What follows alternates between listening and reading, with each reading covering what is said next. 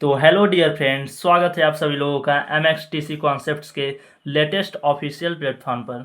देखिए, आज की इस वीडियो में हम शुरू करने वाले हैं आव्यू, जो आपका तीसरा चैप्टर है मैट्रिक्स के नाम से। इसमें हम लोग थोड़ा सा आपको कॉन्सेप्ट बताएंगे, उसके बाद आपको कुछ महत्वपूर्ण सवाल कराएंगे। इस वीडियो में गाइस हम आपको कुछ महत्वपूर्ण ही सवाल करा पाएंगे, क्योंकि पूरा सवाल नहीं हो सकता है इस वीडियो में। देखिए, आव्यू होता क्या है, इसके बारे में थोड़ा सा कॉन्सेप्ट बता देते हैं। कोई आपसे यदि पूछ दे कि आव्यू होता क्या है, यानी कि आव्यू की परिभाषा आपसे कोई पूछ दे, आव्यू की परिभाषा होती क्या है, तो सुन लीजिए। आव्यू की परिभाषा ये बहुत सिंपल है कि वस्तुओं या पदों के आयताकार क्रम विन्यास को आव्यू कहते हैं। क्या होती है? वस्तुओं या पदों के आयताकार क्रम विन्यास को आव्यू कहते हैं। आयताकार क्रम विन्यास यानी कि उसमें आयत के स्वरूप अवयव जुड़े होंगे, चाहे वो कितने भी अवयव हो सकते हैं। जैसे कि आप ये हो गया 2 3 4 5 7 2 2 3 1, ऐसे हो गया। तो ये आयत के फलस्वरूप है, एक आयताकार क्रम विन्यास हो गया आपका। जैसे 1 2 3 और मान लीजिए।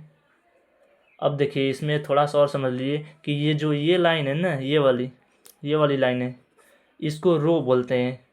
रो यानी पंक्ति, ये पंक्ति है। और जो ये वाली लाइन है, ये वाली ऊपर से जो आ रही है, इसको कॉलम बोलते हैं। कॉलम अर्थात इसको स्तंभ बोलते हैं। स्तंभ। किसी भी आपके आव्यूह में पंक्ति और स्तंभ होते हैं।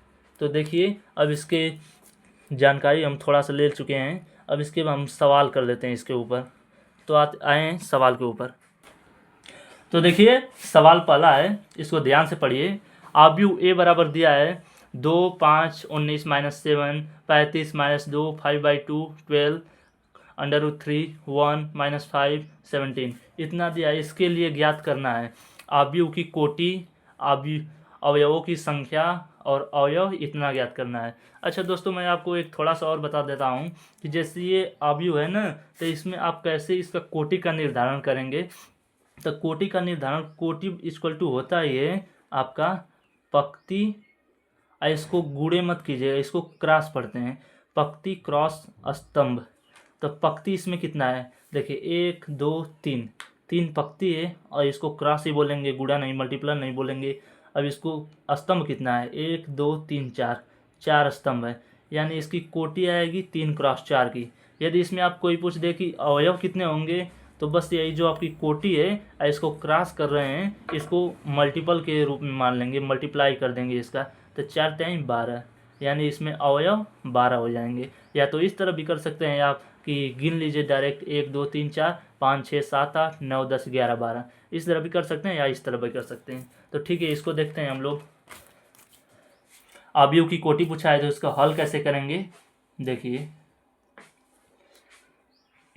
पहला क्या होगा, आव्यूह की कोटि। तो वैसे ही जैसे बताया हूँ आपको, पंक्ति की संख्या, यानी सिंपल से इसको लिख लेंगे ऐसे कि कोटि बराबर पंक्ति क्रॉस स्तंभ। तो कोटि बराबर क्या होगा, देखिए इसमें पंक्ति कितना है, 1 2 3, यानी ये लाइन 3 पंक्ति है, तो लिख लेंगे 3 क्रॉस, इसको क्रॉस बोलेंगे। अब स्तंभ कितना है, 1 2 3 4, 4 स्तंभ है, यानी कि कोटि आपकी होगी 3 क्रॉस 4 की। यही आपका आंसर होगा। और दूसरा देखिए, दूसरा क्या है, दूसरा क्वेश्चन आपका कह रहा है कि अवयवों की संख्या पूछ रहा है इसमें। तो बताया हूँ कि अवयव की संख्या आप गिन भी सकते हैं यहाँ से, 1 2 3 4 5 6 7 8 9 10 11 12। इसमें भी हालांकि एग्जाम्पल के जैसा ही हो गया, लेकिन तो इसमें अवयव दूसरे हैं, कोई बात नहीं। तो ये गुणा डायरेक्ट कर लिए, 4 टाइम 12, अवयव 12 हो जाएंगे इसमें। और तीसरा क्या होगा, तीसरा अवयव A13 ये सब पूछा है। देखिए A13 क्या होगा, तो हम जानते हैं कि पहला पंक्ति होता है ये और दूसरा स्तंभ होता है। तो पहला पंक्ति दूसरा स्तंभ, यानी कि इसको जैसे ये है, इसको AIJ के रूप में लिखते हैं, जो पहला पंक्ति को रिप्रेजेंट करता है और दूसरा कॉलम यानी स्तंभ को रिप्रेजेंट करता है। तो इसमें क्या कहा है, A13 यानी कि पहली पंक्ति तीसरा स्तंभ कौन सा है। देखिए इसमें पहली पंक्ति है और तीसरा स्तंभ, यानी कि ये वाला 19, तो यानी A13 होगा आपका 19। अब देखिए A21 पूछा है, यानी कि पहला पंक्ति होता है तो दूसरी पंक्ति पहला स्तंभ, दूसरी पंक्ति पहला स्तंभ, यही ना है 35 होगा आपका। अब देखिए क्या पूछा है, A33 क्या है, तीसरी पंक्ति तीसरा स्तंभ, तीसरी पंक्ति क्या है, तीसरी पंक्ति आपका ये है और तीसरा स्तंभ -5 है, ये हो गया। अब देखिए A24 पूछा है, अर्थात दूसरी पंक्ति चौथा स्तंभ, तो दूसरी पंक्ति ये हो गया और चौथा स्तंभ ये हो गया 12। अब देखिए A23 यानी दूसरी पंक्ति तीसरा स्तंभ, दूसरी पंक्ति ये तीसरा स्तंभ ये 5/2, 5/2 हो गया, बस यही आपका आंसर है। अब देखिए तीसरा क्या होगा, इसका हल कैसे निकलेगा। देखिए गाइस तीसरा तो हो ही गया है यहाँ पर, अब तीसरा क्या करेंगे। अब नेक्स्ट सवाल पर आ जाते हैं हम लोग, प्रश्न दूसरे पर। इसमें क्या कहा है, ध्यान से पढ़िए इसको। यदि किसी अवयव में 24 अवयव हैं तो इसकी संभव कोटियाँ क्या हैं, यदि इसमें 13 अवयव हो तो कोटियाँ क्या होंगी। देखिए यह भी बहुत इंपॉर्टेंट सवाल है, कभी कभार पूछ देता है बोर्ड एग्जाम में। तो इसको कैसे करेंगे, देखिए अवयव में 24 अवयव हैं, इसका मतलब इसका कॉन्सेप्ट समझिए। इसका 24 अवयव में करा है, तो 24 अवयव आपके किसी भी तरह हो सकते हैं, जैसे कि पूरा पंक्ति हो सकता है इसमें, जैसे ऐसे ऐसे ऐसे करते करते 24 अवयव हो सकते हैं, या तो इसमें आपका पूरा सॉरी ये स्तंभ है ना, पूरा स्तंभ हो सकता है, या तो पूरा आपका पंक्ति हो सकता है, या तो ऐसे दो पंक्ति के रूप में हो गए हैं और फिर ये सब जो हैं स्तंभ के रूप में हो गए हैं। तो ऐसे हम लोग कैसे इसका निर्धारण करेंगे, देखिए 24 अवयव है ना, तो इसको हम लोग 1x24 का बना सकते हैं कोटि, या तो 2x12 का बना सकते हैं, या 3x8 का बना सकते हैं, या 4x6 का बना सकते हैं, या तो इसको पलट दीजिए, जैसे इतना हो गया तो इसको पलट दीजिए, 6x4 का बन सकता है, या ये 8x3 का बन सकता है, या 12x2 का बन सकता है, या 24x1 का बन सकता है। तो देखिए इसका हम लोग पता कैसे करेंगे, यानी 1 2 3 ऐसे बढ़ते जाएंगे और जो कटता जाएगा उसको काटते जाएंगे, आपका कोटि बनते जाएगा। जैसे 1 है, 1 का 24 अवयव, तो 1 का 24 में भाग देंगे 24 आएगा। 2 है तो 2 का हम लोग किस में 24 में भाग देंगे तो 12 आ जाएगा। 3 है, 3 में 24 का भाग देंगे तो 8 आ जाएगा। 4 है, 4 में 24 का भाग देंगे 6 आ जाएगा। अब बस इतना आ गया, आप 5 से नहीं दे सकते क्योंकि 5 से 24 कटेगा नहीं, इसलिए इतना ही रहेगा। और फिर इसको जैसे ये पंक्ति को रिप्रेजेंट करेगा और ये स्तंभ को, तो इसको पलट भी तो सकते हैं, जैसे इसको पंक्ति और इसको स्तंभ बना सकते हैं। इसीलिए 6x4 का हो जाएगा, और 8x3 का, 12x2 का और 24x1 का हो जाएगा। ठीक है, तो इसी तरह आपका यदि 13 अवयव है तो देखिए इसमें क्या पूछा था, अवयव 24 अवयव हैं तो इसकी संभव कोटियाँ पूछा है, तो संभव कोटियाँ आपकी यही होंगी। ये हो गया, ये ऐसे ऐसे ये इतना होगा, यानी 1 2 3 4 5 6 7 8 होंगी संभव कोटियाँ। लेकिन उत्तर में इसी को लिखेंगे, यही आपका उत्तर है। और दूसरा कहा है कि यदि 13 अवयव हैं तो 13 अवयव हैं तो क्या होगा, 1x13 का बन सकता है, और 13 किसी से कटेगा नहीं, या तो इसको पलट दिए 13x1 का, बस यही दो ही हैं। तो देखिए 2 सवाल यहाँ पर कंप्लीट हो चुका है। अब हम लोग बढ़ते हैं नेक्स्ट तीसरे सवाल की ओर। तो आइए तीसरा सवाल पढ़ते हैं। क्या है, एक 2x2 आव्यूह A बराबर AIJ की रचना कीजिए जिसके अवयव निम्न प्रकार प्रदत्त हैं। पहला दिया है AIJ = I+J की होल स्क्वायर अपान 2। देखिए I+J मैं आपको बताया था कि ये पहला पंक्ति को रिप्रेजेंट करता है और दूसरा स्तंभ को। तो इसके लिए हम क्या करेंगे, इसका भी हल आपका सिंपल ही हो जाएगा। देखिए पहला क्या होगा, 2x2 आव्यूह बनाना है ना, तो 2x2 का आप कैसे बना सकते हैं, पहले तो आप एक आयताकार खींच लीजिए। अब 2x2 का बनाना है तो A11 कर देंगे, इसको A12 अब देखिए A11 A12, जैसे ये पहली पंक्ति है ना, तो पहली पंक्ति ही रहेगी, पहली पंक्ति ही रहेगी। अब इधर पहला स्तंभ है तो पहला स्तंभ ये हो गया, और ये दूसरा स्तंभ है तो दूसरा ये हो गया। अब देखिए दूसरी पंक्ति स्टार्ट हो रही है तो इसको दूसरी पंक्ति, अब ये स्तंभ पहला ये तो पहला स्तंभ, और उसी तरह ये दूसरी पंक्ति ये तो ये दूसरी पंक्ति ये, और ये दूसरा स्तंभ हो गया तो ये 2 बस यही अवयव आपको निकालने हैं इसकी सहायता से। उसके बाद आप इसका निर्माण कर देंगे। तो देखिए A11 क्या होगा, पीछे से हम लोग सवाल कर चुके हैं इसका। A11 इसमें भरिए, जैसे Aij बराबर इतना दिया है ना, तो A11 यानी कि i के स्थान पर 1 और j के स्थान पर भी 1, इसमें भरिए।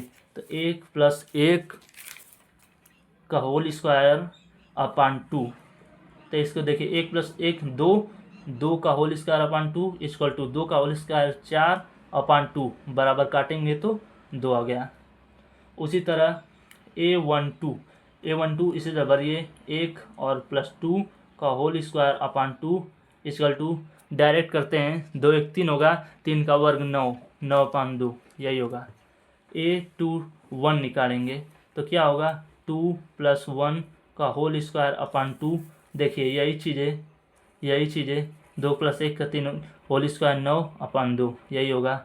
अब यहीं पर निकाल लेते हैं A22, देखिए 2 + 2 का होल स्क्वायर अपान 2 निकालेंगे तो 2 2 4, 4 का होल स्क्वायर 4 का स्क्वायर 16 अपान 2, यानी कि काटेंगे तो 8 बार में आ जाएगा 8। बस मान भर दीजिए A11 इसमें मान भर दीजिए। A11 का मान कितना निकला है 2, और A12 का मान निकला है आपका 9/2, इसको बंद कर लीजिए। A21 का मान निकला है आपका 9/2, फिर A22 का मान निकला है 8। बस यही आपका आंसर है। अब इसका दूसरा सवाल भी कर लेते हैं। इसमें दिया है इसका भी इसी तरह सेम करेंगे कि 2 × 2 का भी बनाना है। तो A11 A12 A21 A22, अब देखिए इसमें भी हम लोग निकाल लेते हैं। A11 निकालेंगे तो इसमें भरेंगे i के स्थान पर 1, j के स्थान पर भी 1, तो 1/1 बराबर 1, और A12 बराबर i के स्थान पर 1, i ऊपर है, और बटे 2, ये 2 नीचे आएगा j के स्थान पर, अर्थात 1/2। अब A21 मतलब i के स्थान पर 2 और j के स्थान पर 1, यानी 2/1 बराबर 2 ही आएगा। A22 बराबर क्या आएगा, ये 2 ऊपर 2 नीचे, अर्थात कट कर 1 आ जाएगा। बस इसका भी सिंपल सा आपका बन गया। A11 के मान भर दीजिए, A12 के मान भर दीजिए 1/2, फिर आपका ये हो गया। A21 के मान भर दीजिए 2, A22 1, बस यही आपका आंसर हो गया। अब देखिए बढ़ते हैं हम लोग नेक्स्ट क्वेश्चन की ओर। चौथा क्वेश्चन है, यह भी आपके बोर्ड के एग्जाम के लिए बहुत ही इंपॉर्टेंट है। x, y तथा z के मान ज्ञात करना है। तो देखिए पहला क्वेश्चन करते हैं। अब थोड़ा सा कॉन्सेप्ट इसके लिए सीख जाते हैं कि जैसे ये है ना A11 A12 A13 A21 A22 ऐसा है, और ये अगर बराबर है किसी के, तो जैसे ए भी हो गया A11 A12 A21 A22, तो ये बराबर कब हो गया, इसकी शर्त एक है कि मतलब इसका पहला अवयव इसके पहले अवयव के बराबर होगा, और इसका दूसरा अवयव इसके दूसरे अवयव के बराबर होगा। उसी तरह इसका दूसरे पंक्ति का पहला अवयव दूसरे पंक्ति के भी, मतलब दूसरे अवयव के दूसरे पंक्ति के पहले अवयव के बराबर होगा। उसी तरह ये वाला इसके बराबर होगा। बस यही कॉन्सेप्ट इसी में लगेगा। तो देखिए पहला क्या होगा, पहले का हल क्या होगा, इसी के तरह इसका पहला अवयव है 4, और इसका ये बराबर किसके होगा, जैसे बराबर दिया है ना, तो ये इसका मतलब क्या है, बराबर होगा दूसरे अवयव के पहले अवयव से। दूसरे अवयव के पहला अवयव y है तो y, अर्थात सिंपल से निकल गया y बराबर 4। अब देखिए 3 किसके बराबर होगा, ये दूसरा अवयव है तो इसका भी दूसरा अवयव z है, 3 बराबर z होगा। सिंपल सा निकल गया z का मान 3। अब देखिए यक्स यहाँ पर है तो इस किसके बराबर होगा, 1 के बराबर होगा, x बराबर 1। बस सिंपल से निकल गया x मान 1, y का मान 4, z का मान 3। बस अब देखिए दूसरा थोड़ा सा लॉजिकल है, इसमें सीखेंगे हम लोग। यह भी उसी तरह सेम इसमें समीकरण बन जाएगा। देखिए पहला इसके बराबर होगा, दूसरा इसके बराबर, तीसरा इसके बराबर, तो देखिए -x + y + z = 1 होगा। ये समीकरण 1 मान लीजिए। x - y + z = 2 होगा, समीकरण 2 हो गया। अब ये x plus y minus z, हाँ माइनस जेड बराबर 2 हो गया, समीकरण 3 हो गया। ठीक, अब देखिए इसको हम लोग कैसे करेंगे, ये हो गया। अब देखिए यदि हम समीकरण 1 धन 2 कर दे तो क्या होगा, समीकरण 1 और 2 देखिए minus x plus y plus z बराबर 1 है समीकरण 1, और x minus y plus z बराबर 2 है समीकरण 2। जोड़ रहे हैं इसको ना, तो ये कट जाएगा, ये भी कट जाएगा, यानी कि 2z बराबर 3 बचेगा, तो z बराबर 3/2 निकल गया। अब देखिए यदि हम समीकरण 2 प्लस समीकरण 2 हो गया, देखिए समीकरण 2 हो गया, थोड़ा सा कैमरा हिला है सॉरी, समीकरण 2 प्लस समीकरण 3 को कर दें तो इससे क्या होगा, देखिए समीकरण 2 समीकरण 3, यानी कि x तो जुड़ जाएगा, y कट जाएगा, z कट जाएगा और ये जुड़ जाएगा। बस लिख लेंगे इसको, x minus y plus z बराबर 2 और x plus y minus z बराबर 2।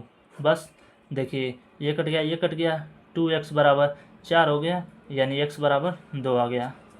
अब देखिए x और z का मान निकल गया, तो y का मान आप कहीं से निकाल सकते हैं, तो इसका एक समीकरण 1 में x तथा z के मान रखने पर, देखिए रखेंगे तो क्या होगा, इसमें समीकरण 1 क्या है वही है, तो माइनस x का मान 2 निकला है प्लस y प्लस z का मान 3/2 बराबर 1। तो देखिए y बराबर क्या होगा, 1 प्लस 2 को उधर पक्षांतर कर रहे हैं और फिर माइनस 3/2 होगा। तो देखिए y बराबर क्या होगा, ये 2 प्लस 1 3 हो गया, माइनस 3/2 हो गया। तो एलसीएम निकालना आप जानते होंगे, इसका इसमें गुणा होगा, 2 तिहाई 6 और माइनस ये 3 है ही अपान 2 है, 6 में से 3 जाएगा 3, अब बचे 2। बस अर्थात x का मान 2, y का मान निकल गया 3/2, z का मान 3/2। बस दोस्तों आज के इस वीडियो में इतना ही, क्वेश्चन काफ़ी है, अगला नेक्स्ट पार्ट हम लोग अगले वीडियो में करेंगे। और आपको अगर वीडियो पसंद आए तो चैनल को सब्सक्राइब करें एंड वीडियो को लाइक करें। ओके, धन्यवाद, और कमेंट में ज़रूर बताएं आपको वीडियो कैसा लगा। धन्यवाद।